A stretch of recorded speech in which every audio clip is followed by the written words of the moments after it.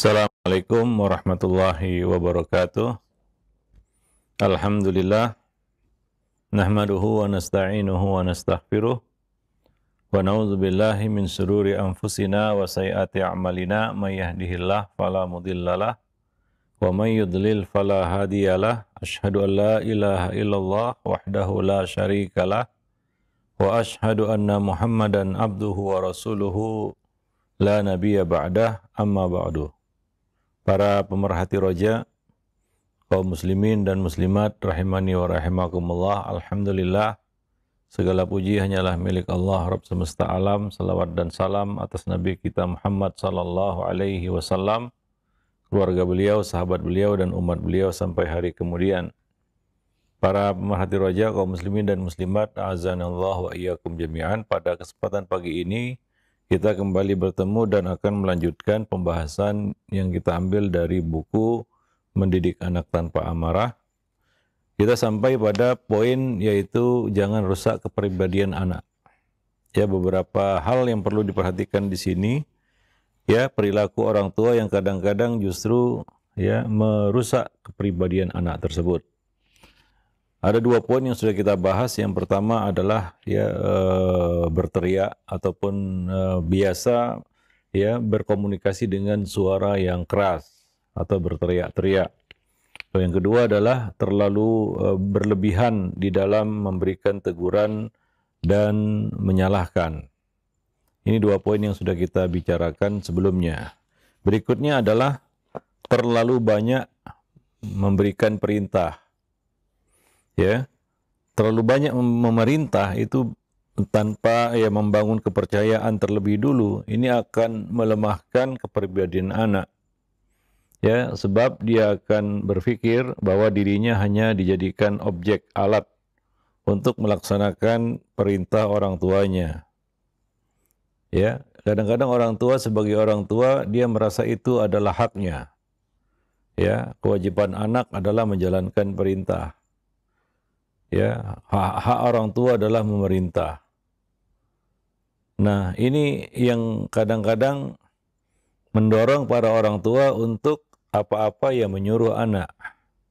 Ya, bahkan perkara-perkara yang kadang-kadang sepele, yang dia sendiri sebenarnya bisa melakukannya, nggak perlu menyuruh anak.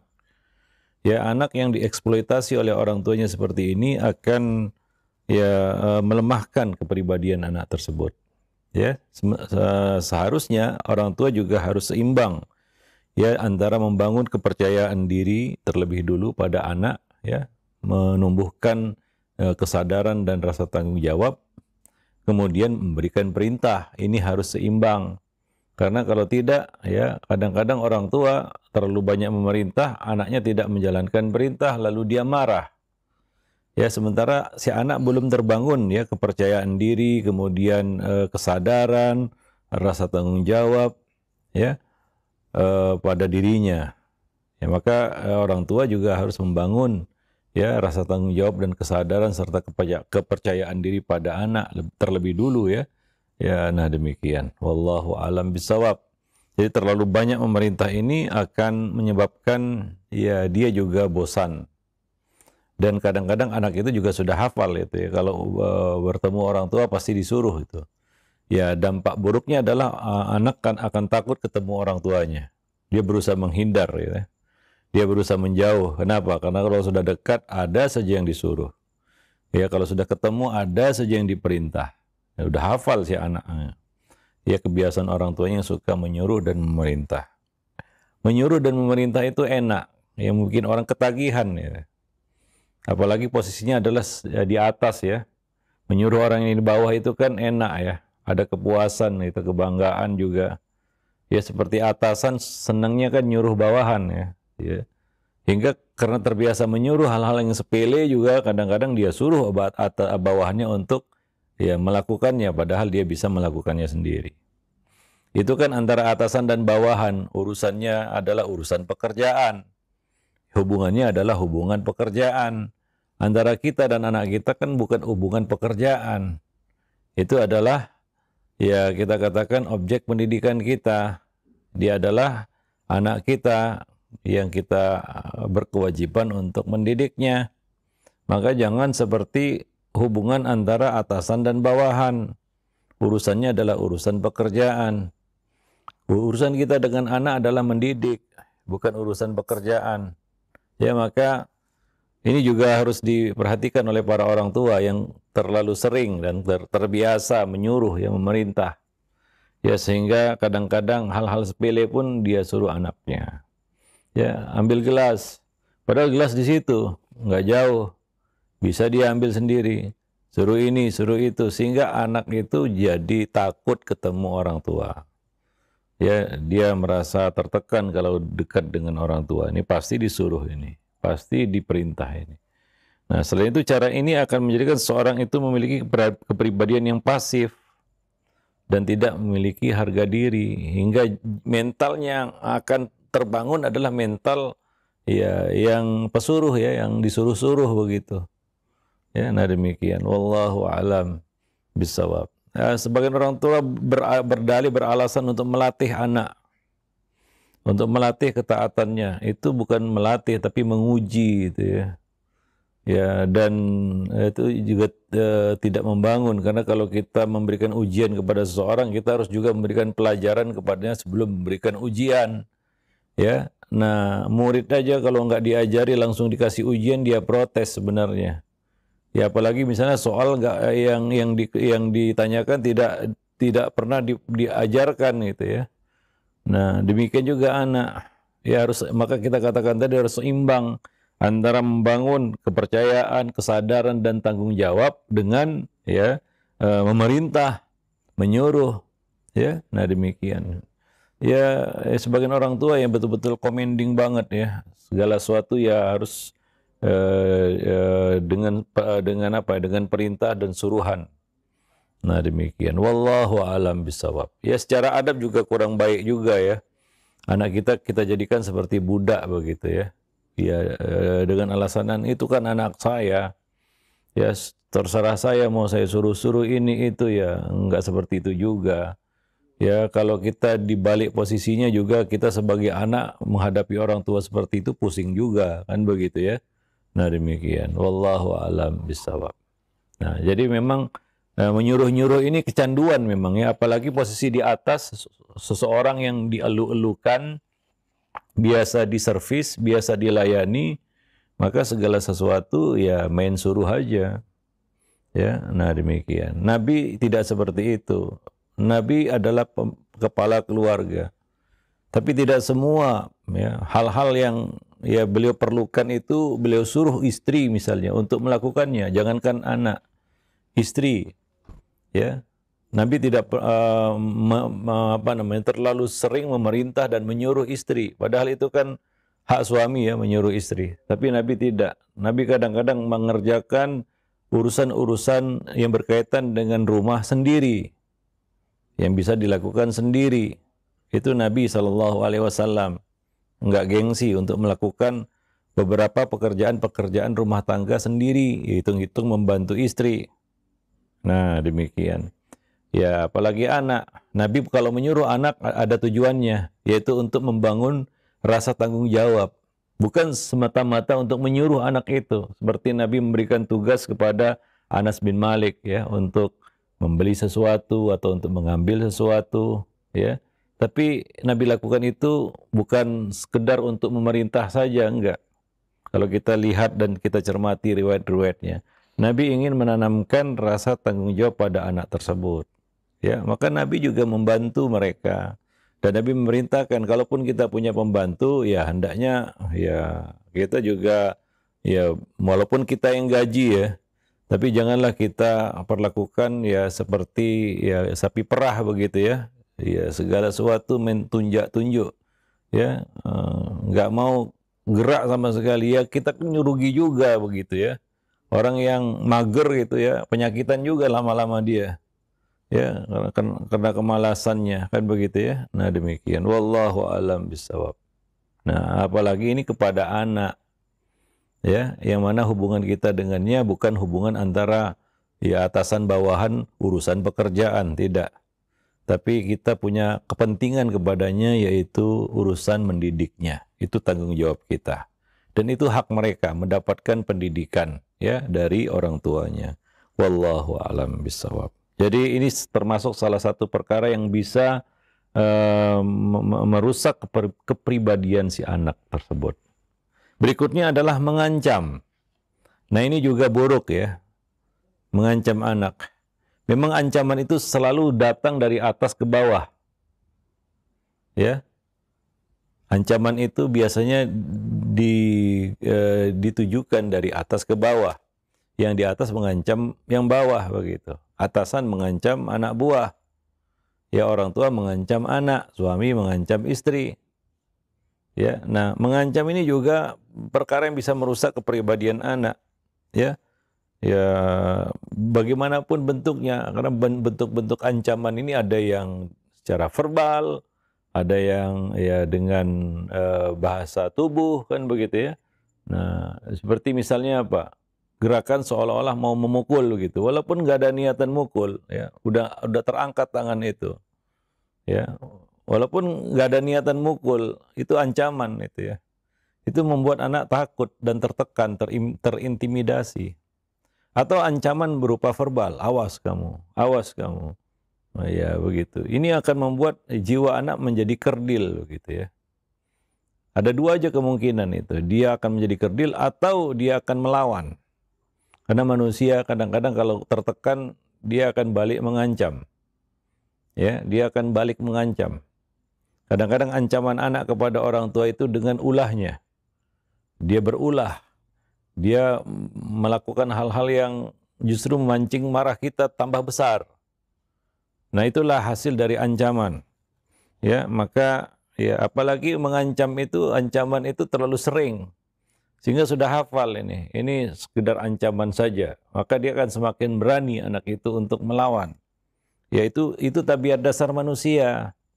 Ya kita aja kalau selalu terancam, akhirnya kita ingin ya keluar dari zona nggak nyaman itu, keluar dari ancaman itu, ya maka kita pun akan memberanikan diri, ya kita akan memberanikan diri untuk melawan orang yang mengancam kita, atau menyudahi ancamannya, atau berbalik mengancam. Ini terjadi pada anak-anak yang suka diancam sama orang tua, akhirnya anak itu balik mengancam orang tuanya. Ya, ancaman yang membuat pusing orang tuanya, dia berulah, bikin masalah misalnya. Itu akibat dari ancaman orang tua. Ya, maka kata-kata awas kamu. Ya, dan ya kata-kata ya hati-hati kamu kan itu. Atau itu dengan verbal ya. Atau bisa juga dengan bahasa tubuh, misalnya dengan mengangkat tangan gitu ya, seolah-olah mau memukul, mau menendang kan gitu ya, mau melempar gitu. Walaupun nggak dilakukan, tapi itu adalah ancaman, intimidasi ya. Wallahu a'lam bishawab. Iya, kadang-kadang juga kebablasan gitu. Sudah angkat tangan begitu ya, ngangkat tangan, ya sudah memperagakan mau menendang, ya namanya hati ya. Bisa saja digelincirkan oleh setan, ya betul-betul mukul dia. Ya, ngambil barang mau berlagak mau melempar. Ya, sebelumnya nggak ada niat untuk melempar. Ya, tapi hati itu bisa tergelincir. Betul-betul dilempar begitu. Padahal awalnya sekedar ingin mengancam saja. Ya, jadi ini adalah perkara yang buruk ya. Dan juga ini termasuk hal yang bisa merusak kepribadian anak tersebut ya. Nah, demikian. Baik itu ancaman langsung maupun tidak langsung. Ya, tadi kita katakan ya. Baik itu dengan cara yang keras, biasanya ancaman itu dengan dengan kekerasan ya, ataupun dengan cara yang lembut. Ya, kadang-kadang ancaman itu memang lemah lembut ya, tapi isinya ancaman gitu ya. Misalnya dia menggerumel kan gitu ya. Gitu ya, tapi itu ancaman begitu ya, seperti kucing mengancam musuhnya gitu ya. Ya mungkin nggak teriak-teriak ataupun sepertinya lembut gitu ya, halus, tapi sebenarnya ancaman begitu. Jadi ancaman-ancaman seperti ini hendaknya dihentikan ya. Wallahu a'lam bishawab. Itu tidak akan membantu anak kita untuk memecahkan persoalan-persoalan yang dihadapinya, atau masalah-masalahnya, atau penyimpangan-penyimpangannya kalau dia menyimpang, atau kesalahan-kesalahannya kalau dia salah. Ya cara ini juga tidak akan berhasil mengurangi perilakunya yang kita pandang gak baik atau nakal, kan begitu ya. Jika nampak perilakunya menjadi baik, ini hanya untuk jangka waktu tertentu saja. Ya diancam karena dia takut karena ancaman itu mungkin dia lakukan. Ya karena ada rasa takut terhadap ancaman tersebut. Bukan karena kesadaran yang berasal dari dalam dirinya. Ya, jadi ancaman-ancaman seperti ini ya hendaknya disudahi ya dan dihentikan. Nah demikian. Berapa banyak ancaman itu akhirnya bukan sekedar ancaman tapi betul-betul dieksekusi. Ya mengancam mau memukul akhirnya betul-betul memukul. Ya, mengancam mau melempar ternyata betul-betul melempar. Dan yang apa namanya yang muncul setelah itu hanyalah penyesalan mungkin ya. Nah demikian. Wallahu a'lam bishawab. Ya, jadi tidak apalagi Basuta anak bawah 10 tahun, dia belum mengerti apa-apa, dia dapat ancaman-ancaman dari orang tuanya, intimidasi, tekanan yang membuat jiwanya pun semakin kerdil. Ya, hingga anak-anak seperti ini dia nggak percaya diri itu ketika dia berinteraksi dengan dunia luar ya, dengan orang lain. Karena dia takut juga, ya dia pandang manusia sama seperti orang tuanya suka mengancam. Ya, nah demikian. Wallahu a'lam bishawab. Taib. Yang berikutnya adalah mengejek, mencemooh, mencemooh.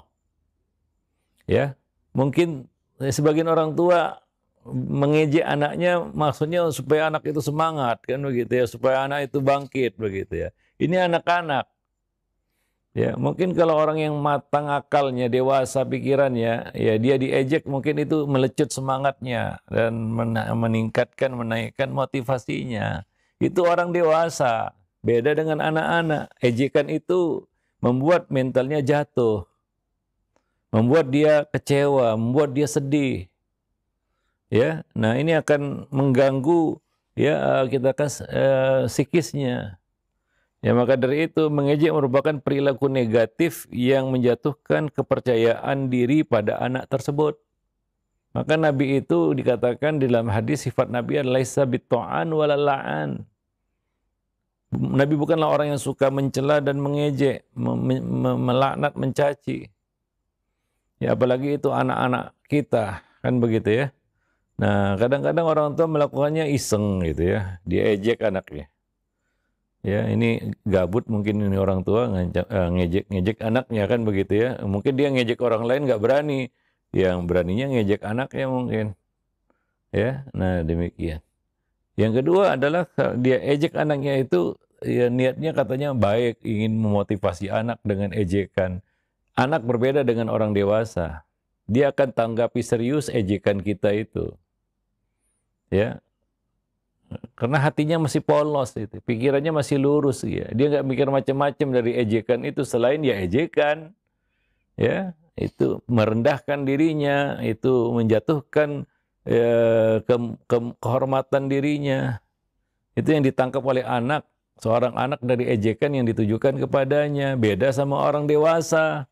Orang dewasa diejek mungkin wah ini adalah apa namanya untuk melecut semangat saya ini kan begitu ya. Dia tambah semangat, dia bisa mengambil manfaat dari ejekan orang. Itu orang dewasa, anak-anak nggak sama, ya. Nah demikian. Wallahu a'lam bishawab. Nah, dan ini akan menjatuhkan kepercayaan diri anak dan menjadikannya yakin bahwa dia tidak mampu menghindarkan diri dari berbagai potensi ataupun hal-hal buruk pada dirinya. Ya maka Nabi coba lihat, Nabi tidak pernah mengejek anak. Walaupun anak itu buat salah, Nabi tidak mengejeknya. Justru Nabi mengungkap sisi positif pada anak itu. Ya seperti hadis yang kita sering bawakan, yaitu ketika Nabi melihat seorang anak makan ya serabutan mengambil sana sini, Nabi tidak mengejek anaknya ini. Ya. Nah, tapi Nabi justru memberikan motivasi untuk ya memperbaiki kesalahannya.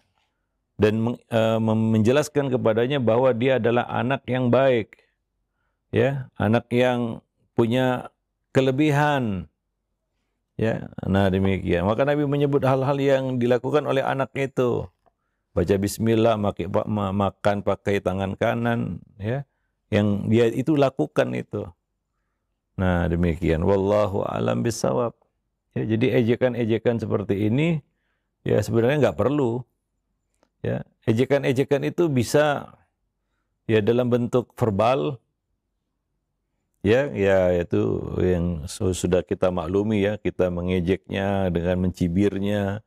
Percuma kamu disekolahkan di sekolah mahal, sudah mahal-mahal ayah bayar. Itu kan bentuk ejekan sebenarnya kepada anak tersebut, ya. Ya, atau ejekan-ejekan yang lebih parah lagi secara verbal ya. Dasar anak lemah, dasar anak ini kan gitu ya. Seperti kata-kata yang sering diucapkan oleh banyak orang tua yang menjatuhkan mental anak tersebut. Ya, membuat anak itu jadi nggak percaya diri dan merasa dia adalah pribadi sosok manusia yang selalu salah dan lemah dan rendah. Ya, dan ini akan menghancurkannya tentunya. Atau ejekan dalam bentuk ya bahasa tubuh. Ya, mengejeknya misalnya kita memperagakan sesuatu yang menunjukkan kelemahannya, ya. Nah, jadi itu nggak membangun, ya. Maka Nabi mengatakan ya di dalam hadis ya, berkaitan dengan pendidikan, ya, yassiru wala tu'assiru, basyiru wala tunaffiru. Mudahkan jangan persulit dan sampaikan berita gembira, ya, sampaikan hal-hal yang positif. Wala tunafiru, jangan membuat orang lari dengan ejekan, ya, dengan merendahkan dan sejenisnya. Wallahu a'lam bishawab, ya. Nah, jadi anak itu merasa dirinya selalu menjadi bahan ejekan, ya. Belum lagi mungkin di sekolah dia menjadi korban bulian kan begitu ya. Ini betul-betul hancurlah mental anak tersebut. Wallahu a'lam bishawab. Kadangkala akan menjadikan anak tersebut menjadi anak yang introvert, yang jauh dari sikap optimis terhadap lingkungannya, ya. Nah, nggak percaya diri, ya, berinteraksi ataupun bermuamalah,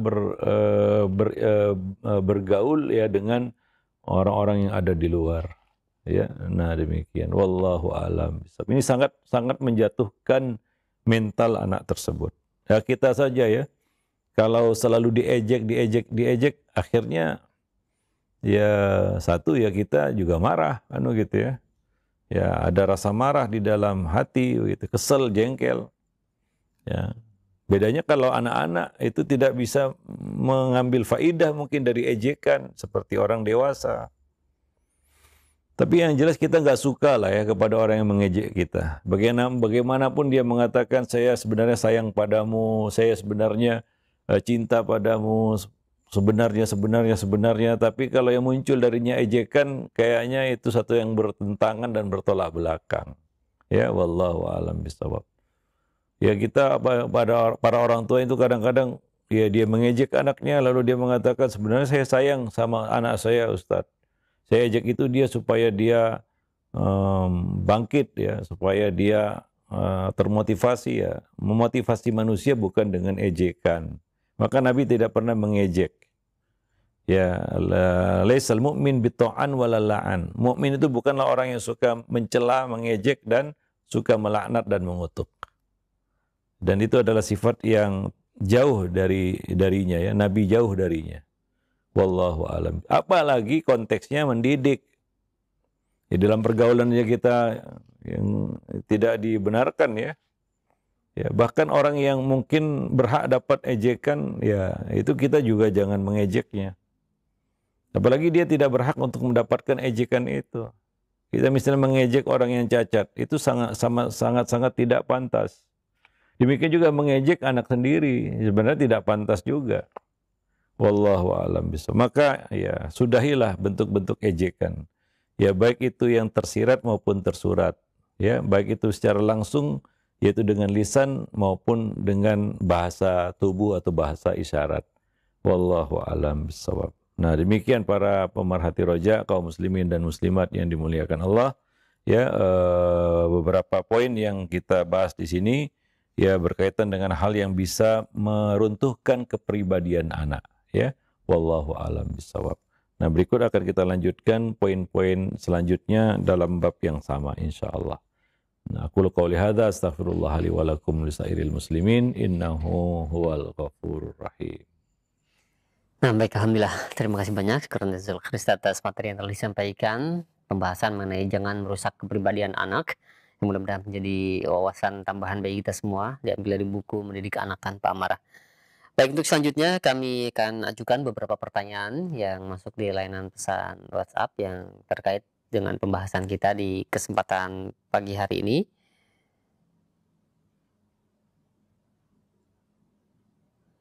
Nah, dari hamba Allah yang berada di Depok, Ustaz. Assalamualaikum warahmatullahi wabarakatuh. Ya Ustaz, bila semua sudah terjadi seperti suka bersuara keras, mengancam orang tua kepada anak, apa yang harus diperbuat oleh orang tua untuk memperbaikinya Ustaz? Dan bagaimana cara untuk mengajak anak tanpa harus ada perbuatan seperti tersebut Ustaz? Jazakallah khair. Iya. Sudah terjadi ya. Iya. Ya. Sering kita sampaikan sebelumnya, orang tua itu jangan merasa gagal ya. Tapi dia harus merasa salah, seperti ini ya. Kita tahu beberapa cara kita itu salah. Ya setelah kita belajar mungkin, ya setelah kita membaca, ya oh ternyata salah. Ya, yang salah itu ya diperbaiki. Kalau itu sesuatu yang sudah menggores hati anak, ya minta maaf. Ya, nah demikian. Lalu perbaiki, ya harus ada perbaikan.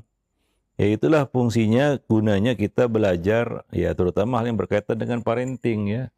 Kadang-kadang ini perlu diingatkan terus supaya kita ingat. Kadang-kadang lupa ya, di kehidupan nyatanya, dalam prakteknya ya, yang terjadi di lapangan tidak seperti ini kan begitu ya. Nah, justru sebaliknya, ya misalnya orang tua yang terlalu commanding, ya main suruh-suruh terus kan begitu ya. Nah ini kadang-kadang terjadi seperti yang saya katakan tadi ya, bahwa memang memerintah itu candu ya, kecanduan ya, candu memerintah begitu. Apalagi kita posisinya di atas sebagai orang tua, apalagi kita merasa itu hak saya, hak kita ya. Nah maka sebagian orang tua itu memang betul-betul terlalu berlebihan ya memberikan perintah kepada anak. Ya, dan ini enggak membangun, maka harus seimbang tadi kita katakan ya, antara memerintah dengan menumbuhkan kepercayaan, kesadaran, rasa tanggung jawab. Ya, sehingga ketika kita perintah, dia betul-betul menjalankan perintah itu dengan baik. Tapi kalau terlalu banyak perintah, ya wajarlah, lama-lama dia akan kesal juga, akhirnya dia tidak menjalankan perintah kita. Dia abaikan aja. Ya, nah demikian. Itu bisa terjadi. Lalu kita ujungnya marah-marah.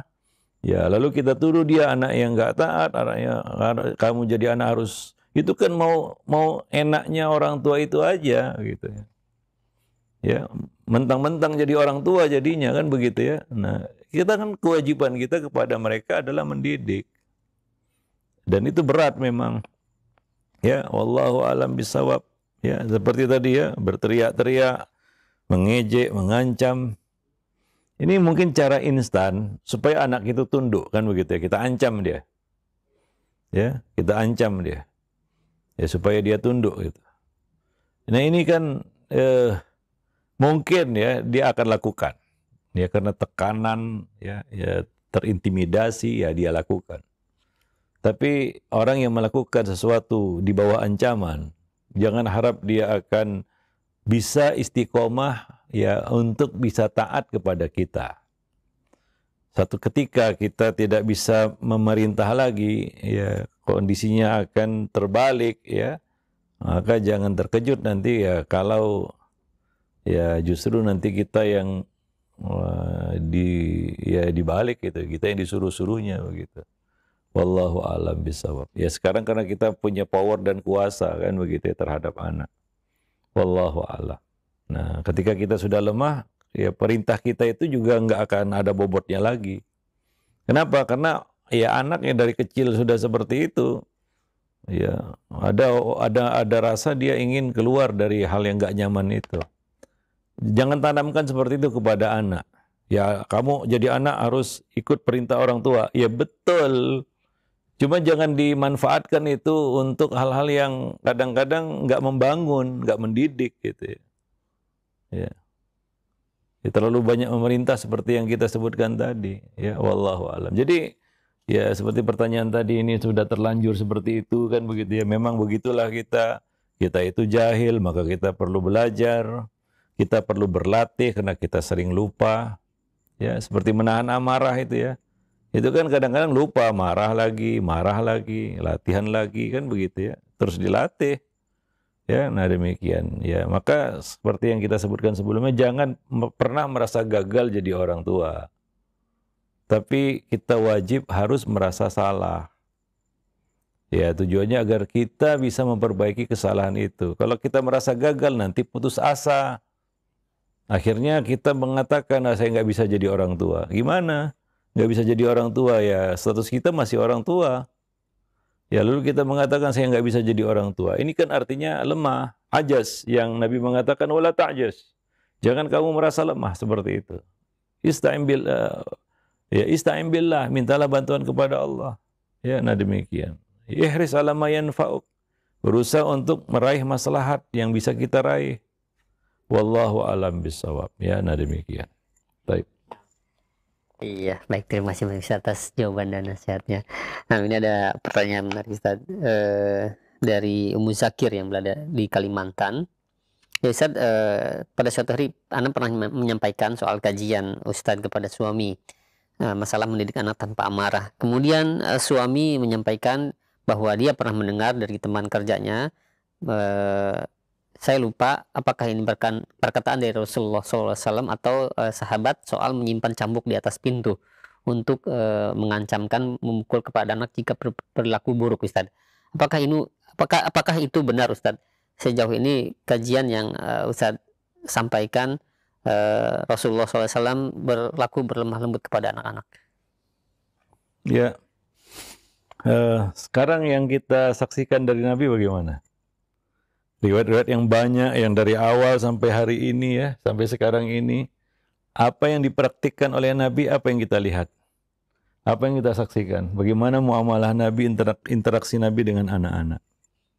Ya, lalu apakah itu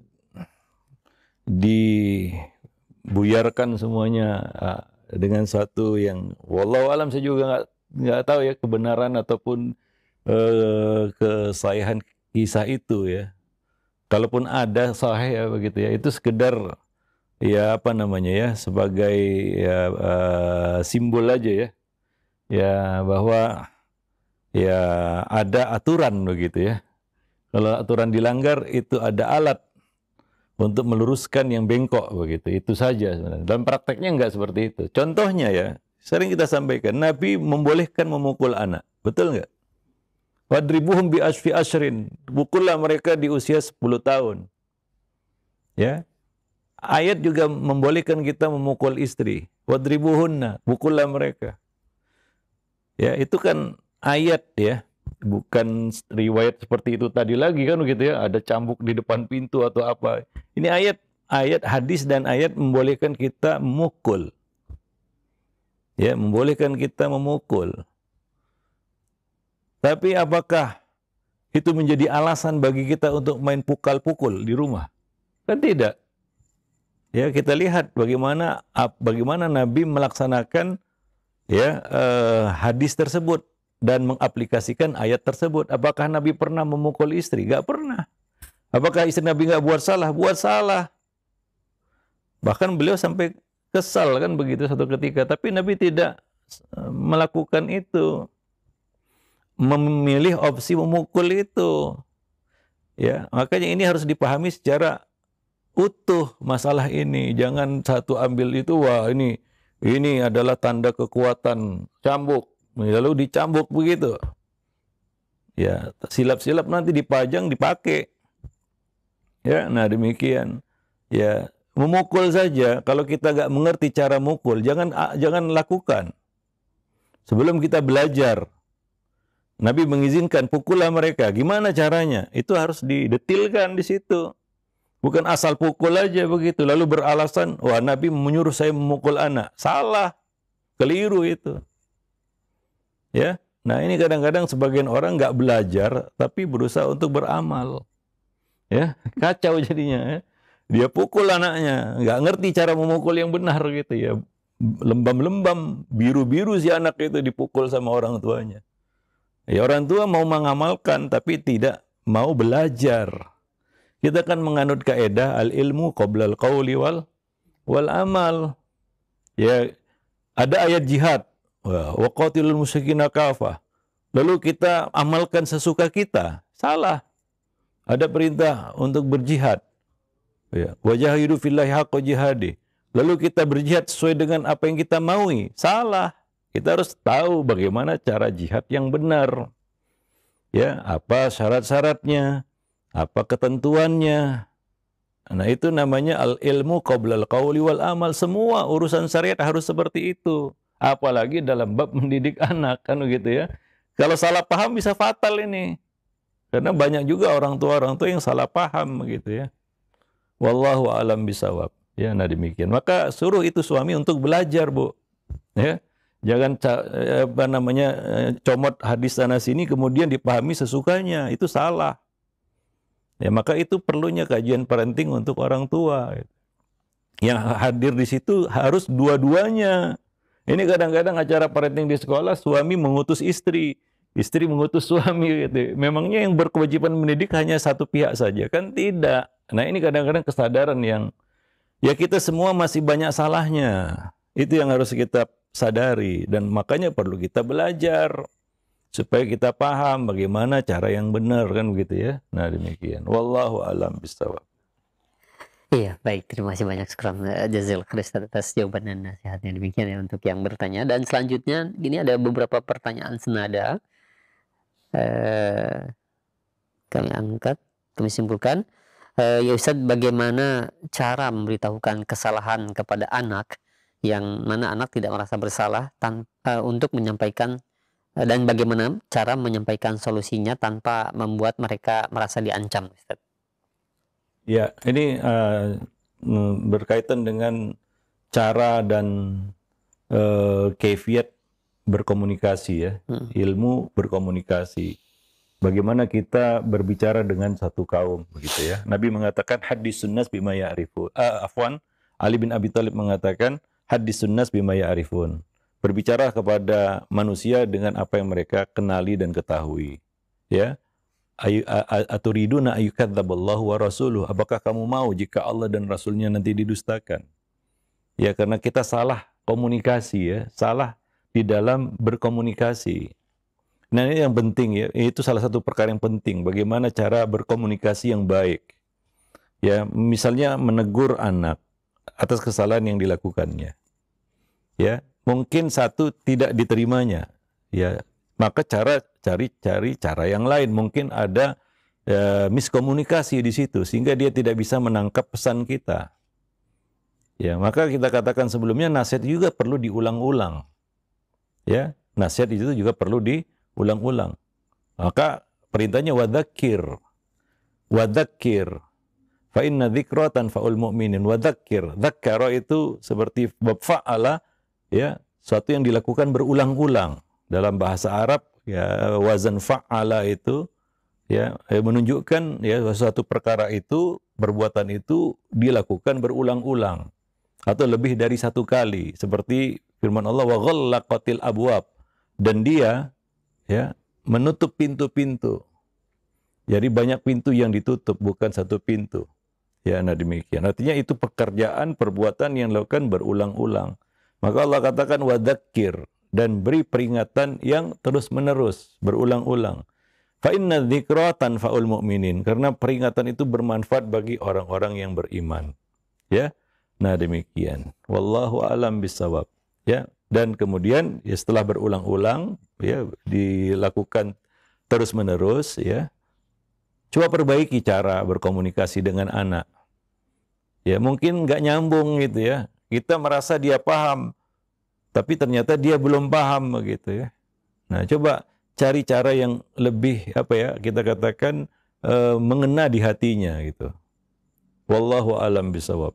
Maka cara berkomunikasi dengan anak itu yang harus kita perbaiki.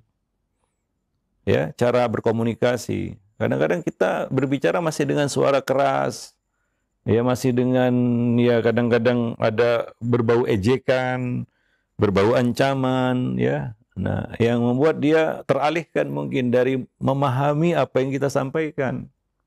Ya, seperti sebelumnya suara keras itu kan mengalihkan fokus dan perhatian. Contohnya begini, ada orang teriak-teriak sama kita. Dia ingin menyampaikan sesuatu kepada kita, tapi teriak-teriak begitu dengan suara yang keras, ya menggelegar gitu. Kita pun nggak fokus kepada apa yang dikatakannya. Hati kita sudah terganggu dengan teriakannya, begitu dia. Wallahu a'lam bishawab, ya. Pernah nggak ada orang teriak-teriak sama kita? Mungkin dia ingin menyampaikan sesuatu yang penting sama kita, atau ingin ada sesuatu yang ingin disampaikannya, tapi pesannya itu nggak sampai ke kita. Kenapa? Teralihkan. Karena caranya itu, ya, caranya yang teriak-teriak nggak karuan di telinga kita, itu ya, sehingga apa? Fokus kita pun hilang. Itu orang dewasa, apalagi anak-anak. Ya, kemudian juga sebagian orang tua memberikan nasihat itu bertele-tele, ya, sehingga nggak bisa diambil kesimpulan dia ngomong apa ini orang tua, ya. Nah demikian, wallahu alam bishawab. Ya, jadi cara berkomunikasi yang perlu kita perbaiki dan kita kita tingkatkan, ya. Nah demikian, wallahu alam bishawab. Seperti dikatakan tadi, ya, hadis sunnas, ya, bima ya'rifun. Ya, berbicaralah kepada satu kaum, ya, ini kaum anak-anak dengan apa yang mereka pahami. Ya, dengan mungkin bahasa yang simpel, sederhana, namun bisa dipahaminya dengan baik, ya. Wallahu a'lam bishawab. Nah, mungkin harus disertai dengan, ya, kita katakan bahasa tubuh, misalnya membelai kepalanya, kan begitu, ya, mendekapnya, ya. Ya, mungkin dengan seperti itu ada hati yang ingin kita dekatkan begitu, ya. Nah, misalnya bicara dengan anak sambil mengelus kepalanya, itu akan membuka pikirannya juga, ya, mendekatkan hatinya. Nah, ini nggak bicara sama anak sampai ngacung-ngacungkan jari gini. Ya gimana, ya kita aja kalau diperlakukan seperti itu, hilang fokus kita, nggak paham kita apa yang dikatakannya, kan gitu, ya. Bercampur baur di sini gitu, ya. Wallahu a'lam bishawab, ya, demikian. Ya, alhamdulillah, baik, terima kasih banyak atas jawaban dan nasihatnya. Baik, selanjutnya ini ada beberapa pertanyaan yang senada kembali, diantaranya dari Ummu Ali yang berada di Solo dan penanya yang lainnya. Ya Ustaz, saya suka meminta bantuan kepada anak untuk membantu pekerjaan rumah, di mana anak saya pada saat ini menginjak dewasa. Apakah kebiasaan itu tepat Ustaz? Karena saya dulu saat kecil dididik oleh orang tua untuk mendapatkan tugas beberapa pekerjaan rumah. Walau dulu terasa berat, tapi manfaatnya sungguh sangat terasa saat ini. Nah, untuk masa sekarang apakah tepat jika diterapkan kepada anak-anak saya tersebut? Ya, tadi kita katakan harus imbang antara, ya, membangun kepercayaannya, membangun tanggung jawab dan kesadarannya dengan perintah yang kita berikan, ya. Ya, jauh dari eksploitasi atau kita menjadikannya sebagai objek untuk diperintah. Di sana ada orang tua yang memang mendampingi, memerintah, dan dia mendampingi. Ya, dia lihat, ya, kalau salah kerjanya ada nilai pendidikan. Nabi juga seperti yang kita sebutkan tadi juga menyuruh anak. Tapi Nabi menyuruh anak itu, ya, bukan, ya, kita katakan untuk mengeksploitasi anak sebagai suruhan, enggak. Walaupun anak ini, yaitu Anas bin Malik, itu memang berkhidmat untuk Nabi. Ya, tapi ya coba bagaimana, ya, Anas bin Malik bercerita, ya, Nabi itu tidak pernah mengatakan, nggak mengatakan sesuatu yang belum aku lakukan, kenapa kamu tidak lakukan itu? Yang aku lakukan, kenapa kamu lakukan seperti ini? Jadi Nabi itu menyuruh anak untuk membangun, ya, kita katakan kepercayaan dirinya, membangun rasa kesadaran dan tanggung jawabnya. Ya, nah demikian. Artinya di sini, ya, kita tadi soroti terlalu banyak memerintah sehingga hal-hal kecil yang nggak perlu pun diperintah. Ya, nah kecanduan akhirnya. Ya, misalnya anak perempuan kan perlu, ya, ya, misalnya dia kenal dapur kan begitu, ya, kita libatkan dia. Nah, dan kalau, ya, yang lebih baik lagi juga adalah, ya, ajak dia untuk bekerja, ya, misalnya memasak, ya, tanpa, ya, terlalu apa ya kita katakan royal memberikan perintah ataupun komando ya ataupun perintah begitu ya. Nah demikian. Jadi memang kita melibatkannya di dalam pekerjaan itu untuk mendidiknya dan untuk mengajarinya. Nah kalau seperti ini positif ya, wallahu alam bisawab ya. Ya anak juga merasa terbimbing kan begitu ya, dia melakukan ini. Jadi nggak ada kesan dalam dirinya wah saya ini jadi objek aja gitu ya. Nah, jadi pesuruh begitu ya. Nah, itu kan tidak baik juga. Ya, wallahu alam. Ini untuk membina mental anak juga ya. Wallahu alam. Sehingga dia bisa jadi anak yang cekatan, yang punya keahlian, yang bisa melaksanakan tugas ya. Nah, demikian. Tapi juga membangun apa? Mentalnya, kesadarannya, tanggung jawabnya. Kalau seperti itu akan terbangun itu kesadaran dan tanggung jawab. Tapi kalau sekedar disuruh-suruh aja, ya mungkin dia melakukan tapi tanpa kesadaran dan tanggung jawab. Ya, wallahu alam bisawab. Nah demikian. Iya, nah baik. Terima kasih banyak syukran jazakallahu atas jawaban dan nasihat Ustaz. Ini begitu banyak pertanyaan Ustaz ya, mengenai yang sudah terlanjur tadi Ustaz. Mengenai terlanjur dibentak, terlanjur segala macam kesalahan-kesalahan yang dilakukan pada masa yang lalu Ustaz.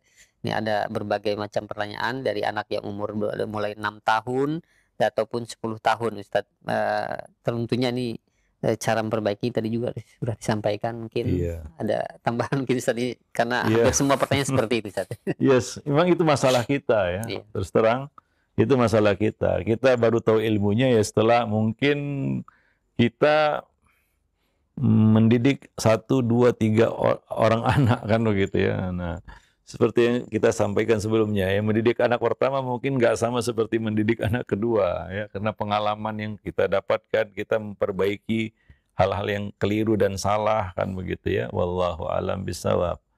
Namun ya seperti yang kita sampaikan tadi, jangan pernah merasa gagal. Ya, itu saja. Supaya kita tidak merasa putus asa. Merasa salah itu memang harus, karena kita banyak salahnya. Maka perbaiki yang salah-salah ini. Jangan pertahankan, belajar yang benar. Ya ini masalah mendidik anak, masalah ya kita katakan tarbiyah, ya parenting ini ya harus kita ilmui juga. Kita harus menggali ya, lebih dalam lagi, lebih banyak lagi bagaimana Nabi melakukannya. Ya karena teladan kita di dalam bab ini adalah Nabi kita Muhammad sallallahu alaihi wasallam. Ya sebagai orang yang Allah katakan laqad kana lakum fi Rasulillah uswatun hasanah, kan begitu ya. Nah demikian, wallahu alam bisawab ya. Nah enggak mungkin ya ilmu itu kita telan dalam satu waktu kemudian ya tuntas semuanya, enggak ya. Enggak mungkin itu ya. Nah memang kita harus pelan-pelan bertahap, satu demi satu ya kita perbaiki yang salah dan keliru. Wallahu a'lam bishawab. Yang penting adalah mau belajar, itu saja ya. Sadar bahwa kita itu perlu belajar ya. Karena sebagian orang tua merasa nggak perlu belajar. Ya, jadi mendidik anak ya apa adanya gitu aja gitu. Nggak ada kaedah, nggak ada ilmu sama sekali ya, boleh kita katakan ya serabutan begitu ya. Nah, akhirnya baru wah salah. Seharusnya tidak begini, seharusnya begitu dan seterusnya. Wallahu a'lam bishawab. Nah demikian. Baik, mungkin sampai di sini dulu pertemuan kita pada kesempatan pagi ini. Mudah-mudahan bermanfaat. Aku qouli hadza astaghfirullah li wa lakum sairil muslimin innahu huwal ghafurur rahim.